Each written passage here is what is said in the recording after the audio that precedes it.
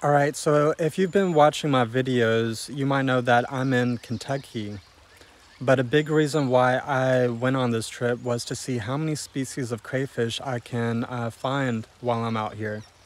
So I'm starting in Kentucky, and I'm going to be visiting Indiana and Illinois briefly, and then I'm going to be coming back to Kentucky. I will also be visiting Arkansas and Oklahoma, but I will make that a separate video. But without further ado, here are the crayfish. Alright, and so I'm going to start this video outright. This is the bottlebrush crayfish. This is one of the largest species in North America. So here is my hand for scale. And believe it or not, this is just a juvenile. This is a young Form 2 male. So they do get a lot bigger than this. I've seen their relative, the Tennessee bottlebrush crayfish, get almost as big as this container. And they get their name from their antennae, which are very long and hairy and kind of resemble bottle brushes. But they got some really nice red accents on the tail fan, some orange accents on its rostrum and tubercles, and some blue-tipped chellae or claws.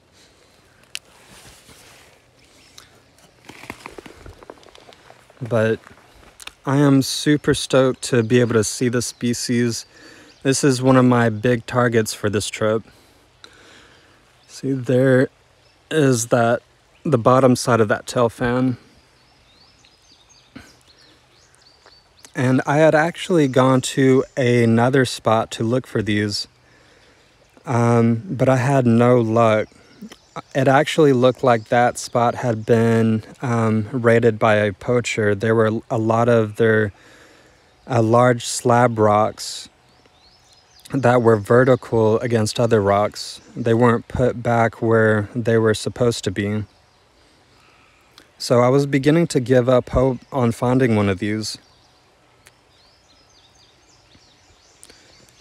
But a big threat to crayfish from throughout the world is that they are highly prized in the aquarium trade, like in Europe, and more so especially in East Asia.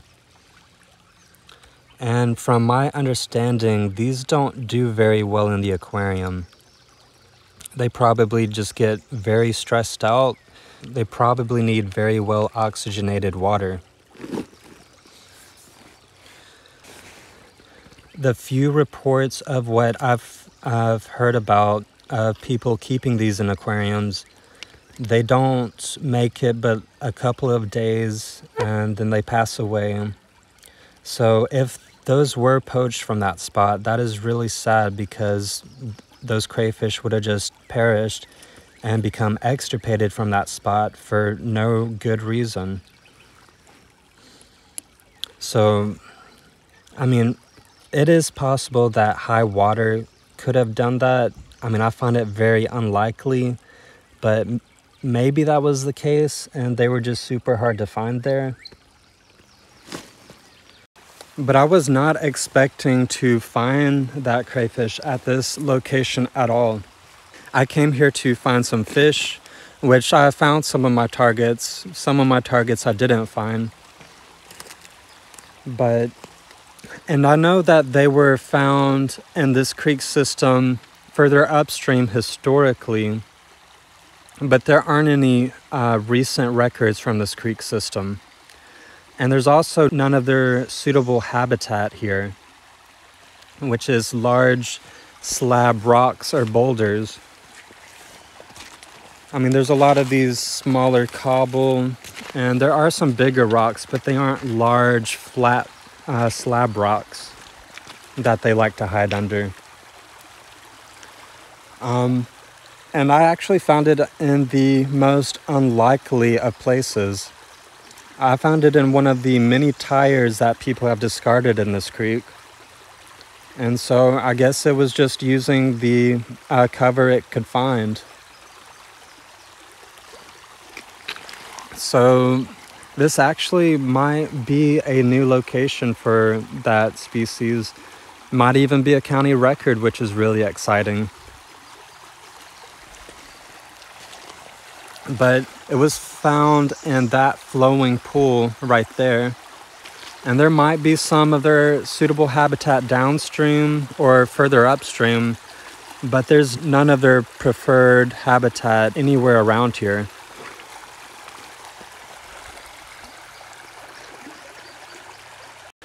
And so now I'm gonna go ahead and release this crayfish. I want to be very careful with it because it has molted fairly recently, so it is kind of soft to the touch.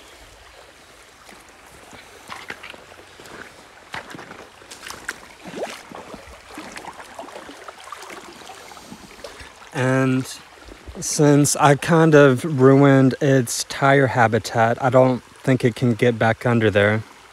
I've created this temporary habitat that I created myself in this small riffle, but there is plenty of oxygen. And so when it's nighttime, it can wander around and find its own hiding place if it doesn't like what I made for it. And maybe it will find a better hiding place than that tire. But so here is one last look at it. And I'm just gonna go ahead and let it go.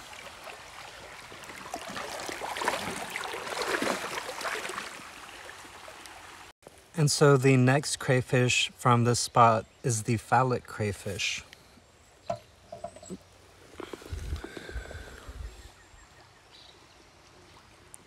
And it has some pretty cool pattern to it. I really like its abdominal pattern.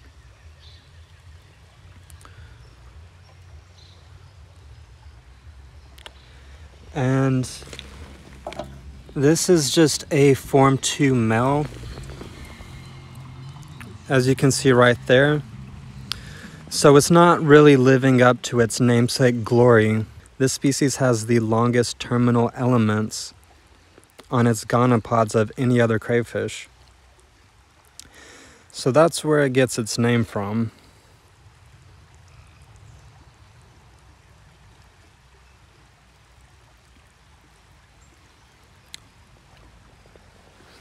But I'm just gonna go ahead and let him go. And I will see you at my next spot. Good morning. I am now in Louisville. And so from now on, I'm just gonna be making a bunch of really quick short stops solely for crayfish. And so here I found the Louisville crayfish. This is a Form 2 male.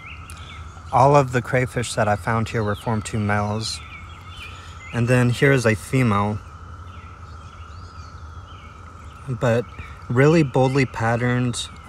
They have some nice color to them for a Faxonius.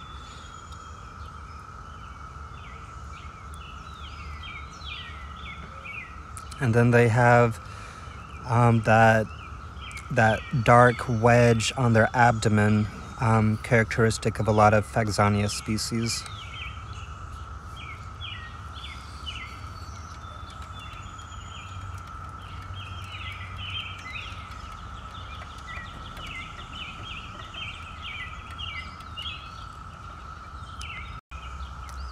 But these crayfish have a very narrow distribution. They're pretty much only found within the city limits of Louisville. So they live in a very urban area.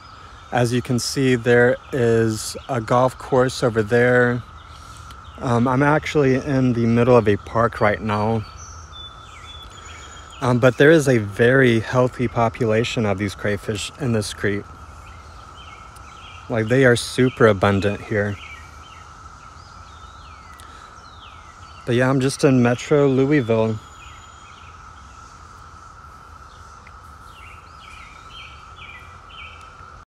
And so now I'm gonna let these crayfish go.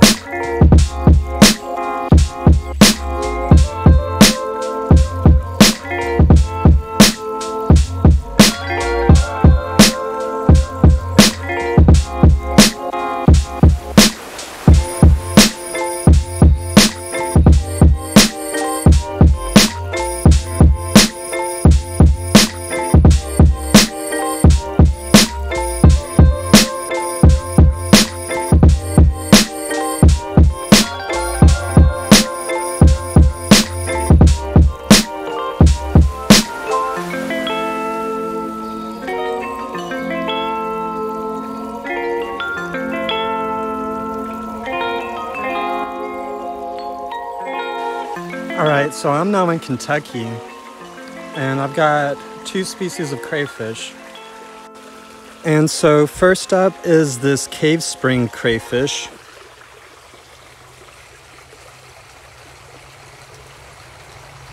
And next up is this really cool spotted pattern Cavespring crayfish. And so this is what I came here to see. This is the Indiana crayfish. And this has a very narrow distribution in Indiana and Illinois. I can't remember if they come into Kentucky or not, but these have a narrow distribution in the Midwest. So pretty much can only find them in southern Indiana and southern Illinois. But I'm gonna go ahead and let these go and move on to my next spot. So I'm sorry that I was rushed at that last spot. I was actually on private property and I didn't realize that. But I got shooed off, so I had to hurry up and finish what I was doing. So that's why I was in a rush there. But I'm at another spot, and so here's the crayfish I found here. And so these are the Sloan crayfish. And these are endemic to southeastern Indiana and southwestern Ohio, and they're found nowhere else. But if they look similar to the Indiana crayfish, that's because they are similar. They are in the same species group, but there are slight differences in the gonopods. These are all formed two males. One of these is a female.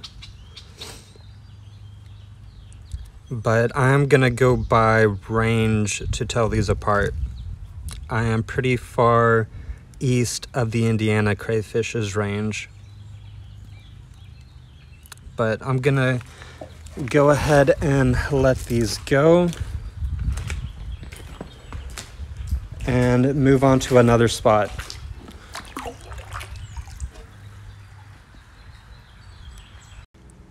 I am now at my next spot, and I came here just for the sinkhole crayfish, and I had the hardest time turning up any. In fact, I only got this one juvenile female.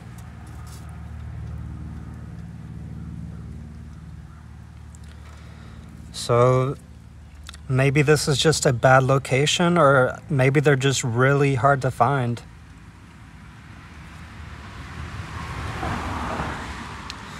But I guess I will have to be content with just this juvenile.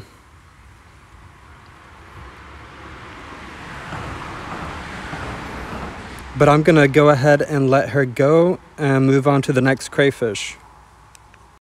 And so the last species came as a surprise to me. I lifted a big slab rock in the middle of the stream, and there was this Paintedhand Mudbug. So these are actually primary burrowers, but since juveniles are found in streams and creeks, it doesn't come as a surprise that the adult females will come to these streams to raise their young. And this is where they will start their lives, and then they will move onto land and make burrows. But I thought that was really cool. I was giving up on looking for burrowing species of crayfish because it hasn't rained anywhere around here for several days, so it would be super hard to dig these crayfish up. So this came as a very pleasant surprise. But I am just going to return her to the same rock I found her under so that she can raise her young there. So I'm going to go do that, and then I'm going to head to the next spot. All right, so I'm at another spot in Indiana now, and this is the habitat that I'm in. Kind of resembles some of the coastal plain creeks that I have further south of me. And I really don't care for this habitat type too much, but this is where the crayfish that I came here to look for, this is its preferred habitat. So let me introduce you to him. This is the Detrital Crayfish Faxonius alluvius. Still has that dark wedge on the abdomen, but it looks like there's some more freckling on its claws. So that's a pretty cool pattern. And it is yet another Form 2 male.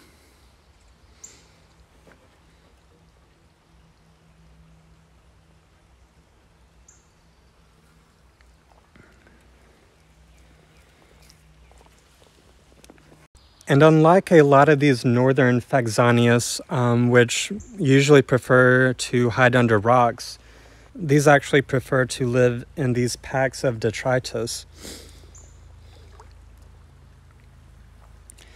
And it was found in this pack right here. So I'm going to go ahead and return it to that same pack.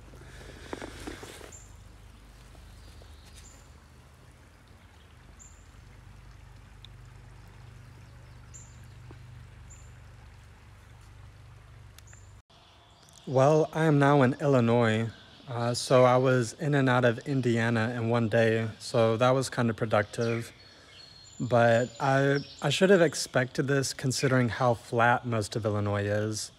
But this creek is super sandy, and there is very little cover. There's not a whole lot of brush piles. All of the rocks are super embedded into the sand. So to cut to the point, I only found 2 crayfish.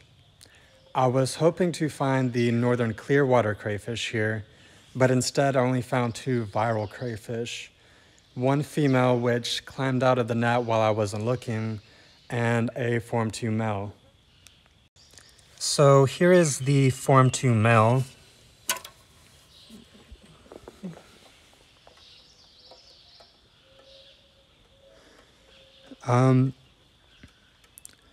I guess it's kind of nice to say that I've seen them in their native range. I have seen these in Alabama before where they are not native, and they do pose a significant threat to the native crayfish down there. But up here they are native, so it is all fine that he is here. But not what I was looking for, but I guess I'll take it. Now I'm gonna call it a night and pick back up in the morning.